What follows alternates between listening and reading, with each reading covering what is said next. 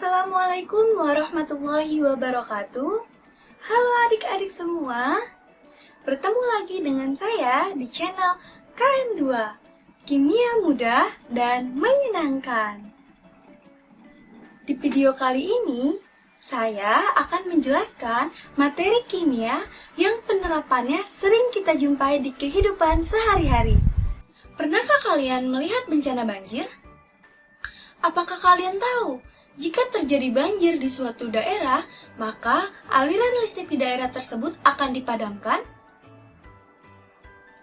Selain untuk mencegah kerusakan pada peralatan instalasi listrik, pemadaman ini bertujuan agar masyarakat di daerah tersebut tidak tersengat aliran listrik. Hal ini karena banjir dikhawatirkan mengandung ion-ion yang dapat mengantarkan aliran listrik.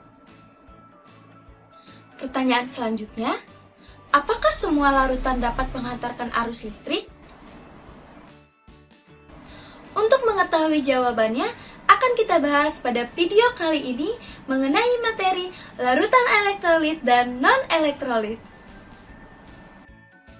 Sebelum kita mempelajari apa itu larutan elektrolit dan apa itu larutan non-elektrolit, perlu kita ketahui terlebih dahulu apa itu larutan.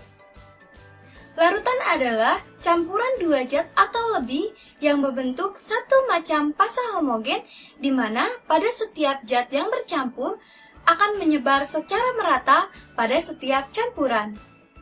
Contohnya, larutan air dan gula, di mana air merupakan zat pelarut dan gula merupakan zat terlarut. Zat pelarut merupakan zat yang digunakan sebagai media untuk melarutkan zat lain, dan pada umumnya zat pelarut itu memiliki jumlah yang lebih banyak dan strukturnya itu tidak berubah. Sedangkan zat terlarut adalah komponen larutan yang jumlahnya lebih sedikit dan strukturnya dapat berubah. Berdasarkan daya hantar listriknya, larutan dibedakan menjadi dua. Yang pertama, larutan elektrolit merupakan larutan yang dapat mengantarkan arus listrik. Yang kedua, yaitu larutan non-elektrolit merupakan larutan yang tidak dapat mengantarkan arus listrik. Larutan yang dikatakan sebagai pengantar listrik apabila zat terlarutnya dapat terionisasi menjadi ion-ion yang bergerak bebas dalam larutan. Ion-ion inilah yang nantinya dapat mengantarkan arus listrik. Sedangkan pada larutan non-elektrolit, zat terlarutnya tidak terionisasi dalam larutan, sehingga tidak dapat mengantarkan arus listrik.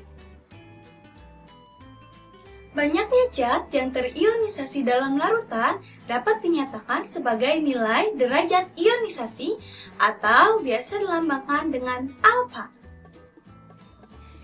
Pada larutan non-elektrolit, di mana larutan yang tidak dapat menghantarkan arus listrik, maka nilai derajat ionisasinya sama dengan 0.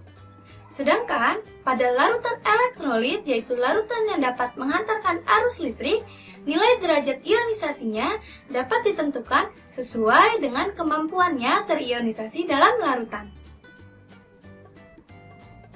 Apabila larutan tersebut dapat terionisasi secara sempurna, maka dinamakan sebagai larutan elektrolit kuat, di mana dinyatakan bahwa nilai derajat ionisasinya sama dengan 1. Sedangkan apabila larutan elektrolit yang hanya terionisasi sebagian, itu dinamakan sebagai larutan elektrolit lemah. Dan nilai derajat ionisasinya yaitu antara 0 sampai dengan 1. Selanjutnya, untuk mengetahui apakah suatu zat termasuk dalam larutan elektrolit kuat dan larutan elektrolit lemah maupun larutan non-elektrolit, akan kita lakukan uji daya hantar listrik larutan pada video selanjutnya. Wassalamualaikum warahmatullahi wabarakatuh. Sampai jumpa.